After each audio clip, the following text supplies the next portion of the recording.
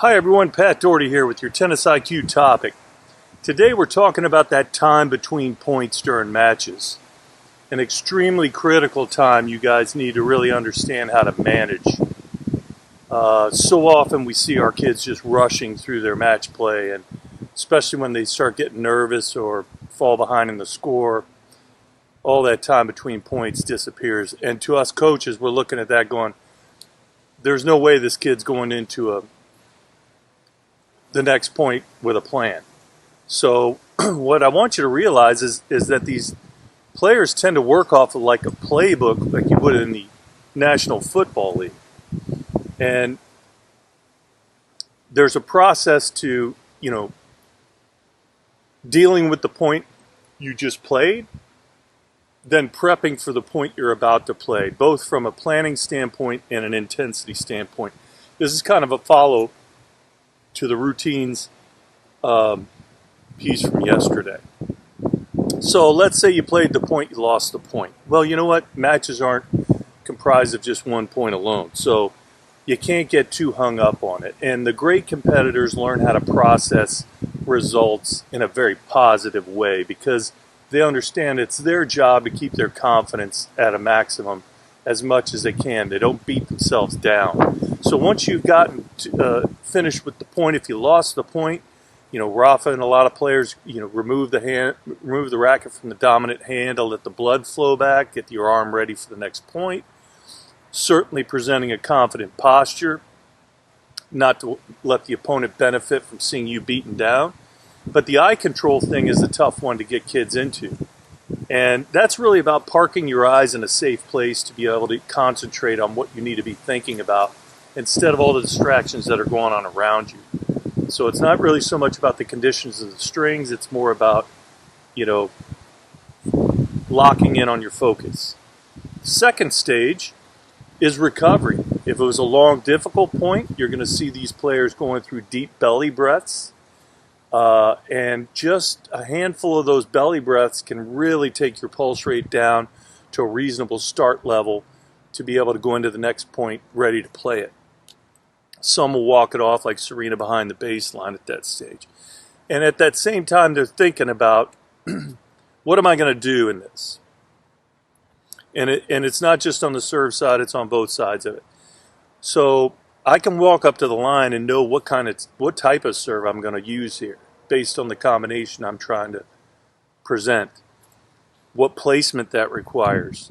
And if I do that type of serve and that placement, what should I expect back? Because that's what I want to stay ahead of the point on and be able to capitalize on what I think's coming before it actually comes. Then know what you're going to do with that second shot.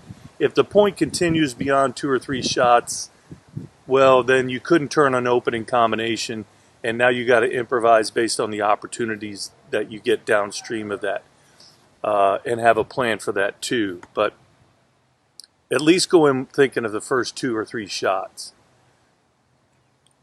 Return side. Let's skip the top one for now. What type of return is it? Is it a first serve I'm facing or a second serve? That's going to determine the technical play I make on the ball. Am I going to block chip or am I going to be able to drive it? What target? If it's a forehand or backhand, where am I going to go with this shot? You should have that in mind. And if I do go there, what should I expect back in terms of my second shot opportunity? Because again, all about the return side is to try to neutralize their strength and get the playing field back to neutral so you have a chance to dictate as soon as you can. And that involves a lot of court position adjustments too. So you start a little deeper in the court and you try to work your way in closer to the baseline and inside the baseline. Should I apply pressure to the server, the top one? Well, this is just an edge you can use with your court positioning. Playing closer to the baseline makes them feel like you're in an attack mode, and that puts some pressure on. Moving a little left from the normal center you would line up for, or a little bit right, can show them an opportunity that invites them to serve to a particular placement you're hoping they will go for. And sometimes they don't even see it coming because the moment they go and put the toss in the air, you can adjust your court position however you need to. So you haven't given anything away. You've just influenced their decision on the serve placement. Here's what it looks like put all together. Maria goes to the string, she goes to the back fence, she decides on a play she's going to run. She's going to do the serve wide and a second shot to the opposite corner. And I want you to watch the second shot. Notice she's not playing for a winner, she's playing to force the error. And she gets the forced error. So again, if she was worried about that girl anticipating and running it down, and then she was dead beat or dead set on hitting a winner, she might have missed the shot trying to put it too close to the boundaries. So you got to understand there's buffers in the target areas here when your goal is mainly to force instead of hit outright winners.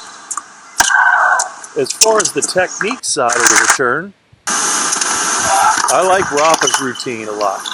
At the moment the toss starts to go up, you'll see his feet start to boil like hot water that you're seeing here. The moment the racket starts up to contact, Rafa's going to elevate so that he can land. Timing-wise, at the moment he already knows where the ball is going to go next. And this is literally taking advantage of Newton's laws of physics, hitting the ground running. The body in motion wants to stay in motion. So these guys are not just standing there waiting to get attacked. You got to realize that. So, work on some of that, guys. Good luck. Hope everybody stays well.